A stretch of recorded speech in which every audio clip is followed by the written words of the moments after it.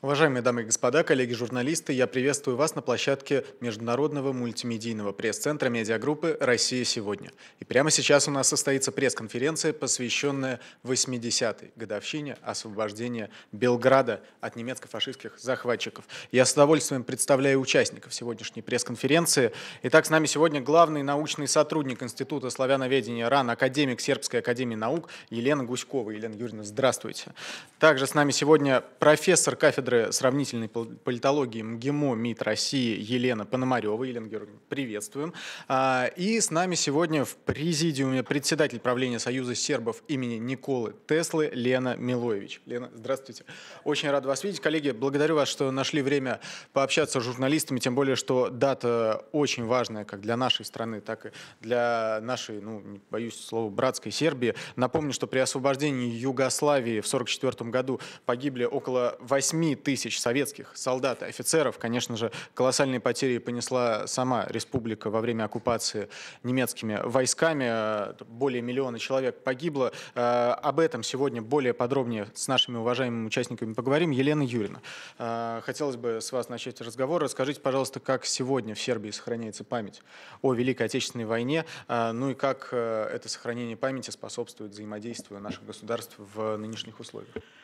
С удовольствием отвечу на ваши вопросы, но мне бы хотелось прежде всего обратить внимание присутствующих на то, что сегодня историческое сознание в Европе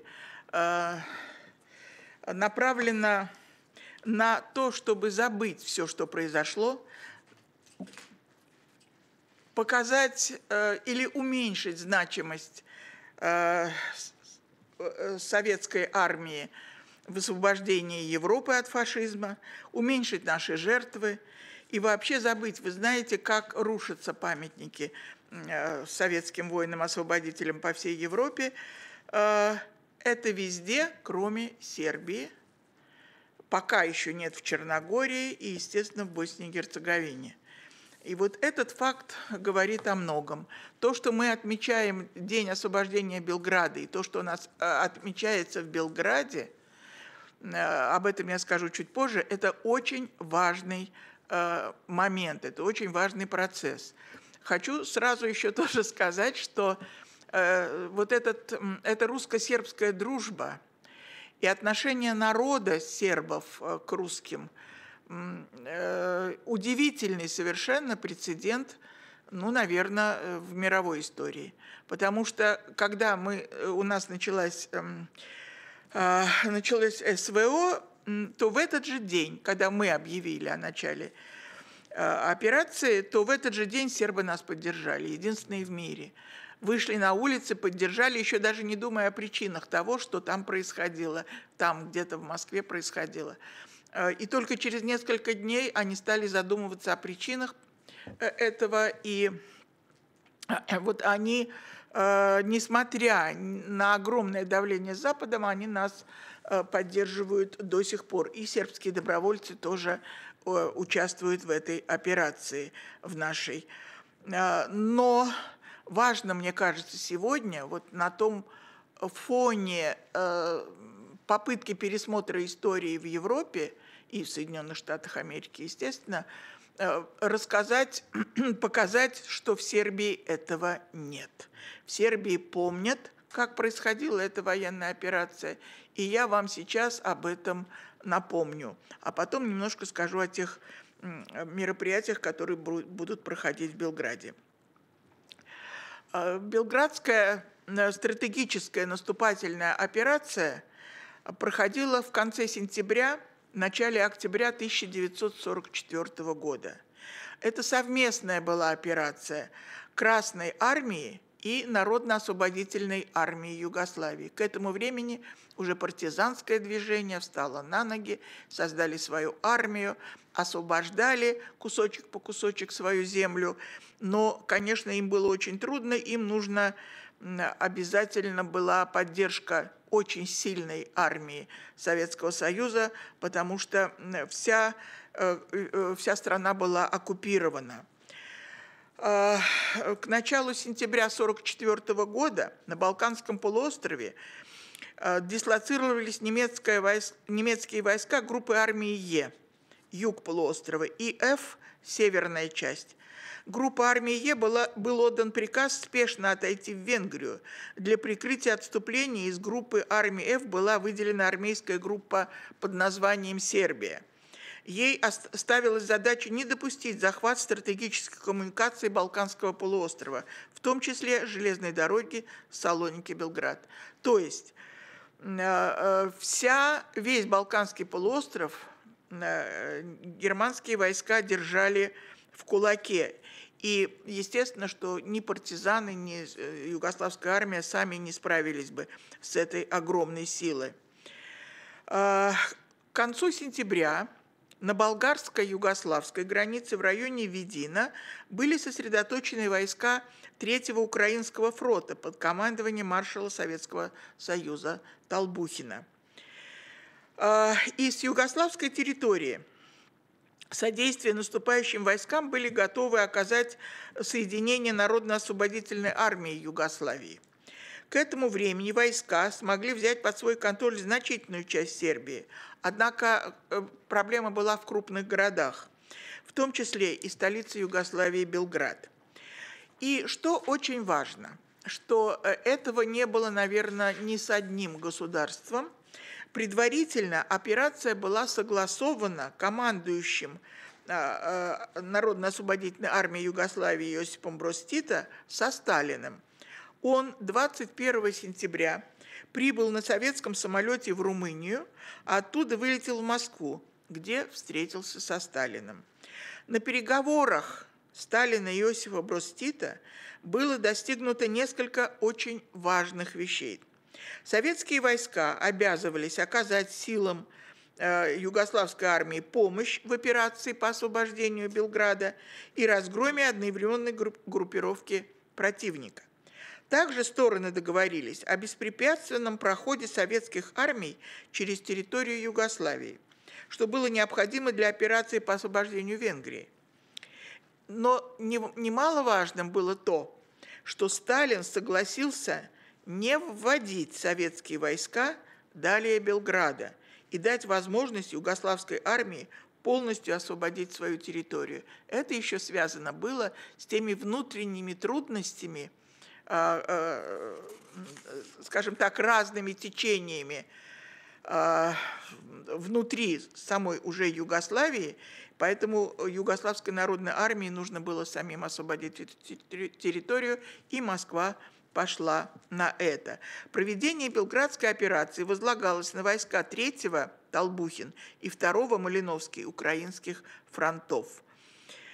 И действительно, Советский Союз тогда огромные усилия предпринял для освобождения этой территории. Для прорыва немецкой обороны были привлечены силы 3 артиллерийских дивизий, 5 зенитных артиллерийских дивизий, до 50 отдельных артиллерийских и минометных полков. Со стороны Югославии в операции участвовало 4 армейских корпуса, 15 дивизий, сведенных в 2 армейские группы. Всего Народно-освободительная армия Югославии тогда насчитывала 400 тысяч бойцов. В то время очень было важно не разрушать, помочь, освободить, не навредить. И в соответствии с этим в советских войсках была проведена большая политическая работа. Среди бойцов распространялись памятки обращения к воинам.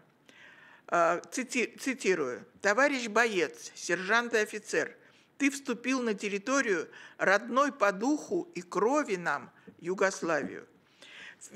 Всегда и везде помни, что ты пришел в Югославию не для того, чтобы навязывать Югославии свои законы и порядки, а для того, чтобы настичь и уничтожить бегущих под твоими ударами гитлеровских разбойников». Всего немецкие войска на Балканах насчитывали около 400 тысяч человек.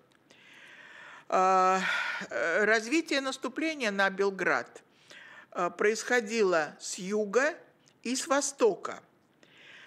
И когда читаешь уже эпизоды этой военной операции, то видишь, насколько знакомы все названия, за которые боролись наши и югославские бойцы.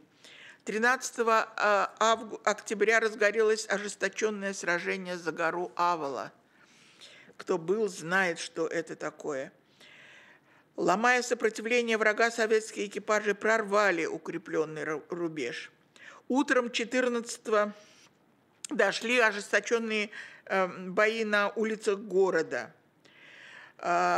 Утром 14 октября 1944 года ударные советские части достигли южного предместья Белграда и первыми в город вошли 36-й гвардейский танковый, 13-й и 14-й гвардейские механизированные бригады и так далее. Основные удары были сосредоточены на направлении на плацдарм Славия. Все, кто был там, знают, Славия в центре города практически. И крепость Калимегдан. Это начало и конец одной главной улицы города, но сражение носило ожесточенный характер. Обе стороны несколько раз овладевали ключевыми позициями и покидали их при контратаках противника. 15 октября 1944 года Нижнеднепровская бригада, 36-я, атаковала через центр города и закрепилась на берегу Дуная.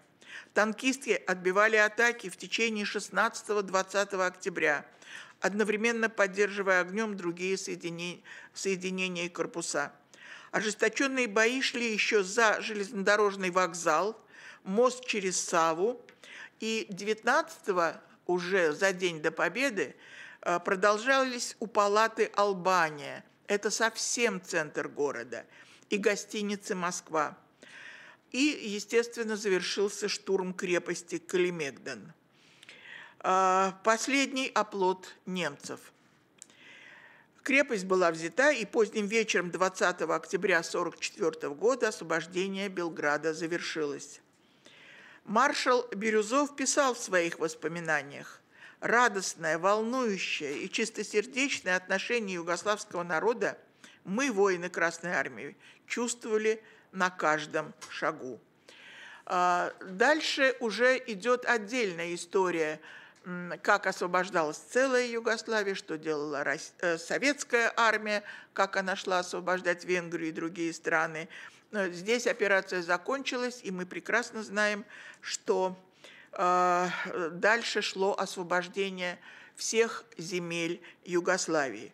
Москва не участвовала в боях, но вооружала югославскую армию. Вот очень интересные данные, смотрите. В конце 1944-го, начале 1945 года югославская армия получила от СССР более 90 тысяч винтовок и карабинов, 68 тысяч пулеметов, 3400 минометов, 895 артиллерийских орудий, и вот эта цифра меня поразила, 491 самолет, 65 танков, ну и плюс, соответственно, боеприпасы, обмундирование, снаряжение. А с другой стороны, Югославская народная армия освобождала целую Югославию. 20 наиболее отличившимся частям и соединениям Красной Армии было присвоено почетное наименование белградских. Президиум Верховного Совета СССР указом от 19 июня 1945 года учредил медаль за освобождение Белграда. Уже в 1944 году, уже в ноябре 1944 года на площади Республики в Белграде был установлен памятник советским бойцам, павшим при освобождении Белграда. К огромному сожалению, этот памятник снесли в 1951 году, в период обострения отношений между СССР и Югославией. Помним 1948 год, ссора Тита и Сталина, которая была очень важным этапом в наших отношениях, скажем так, негативным этапом. И русский дом сегодня, и Белград, и вся Сербия отмечают этот праздник.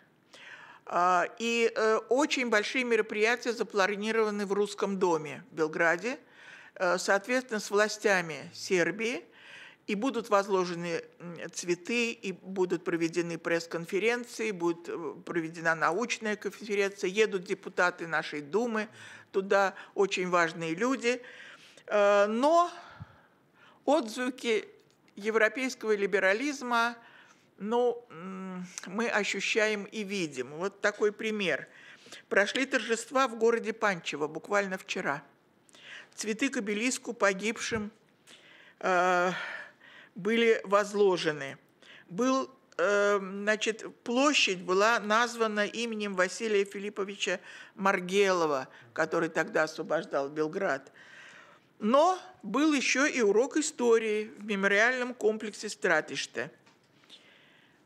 И наши представители Русского дома покинули этот исторический урок, потому что там роль Красной армии в освобождении Белграда замалчивалась. Так что я очень надеюсь, что все мероприятия и празднования в Белграде в эти дни пройдут на очень высоком уровне нашей дружбы и приятельских отношений, отношений братства. В связи с этим хочется сказать, что отмечать эту дату будет не только Белград, отмечать эту дату будут и в других городах.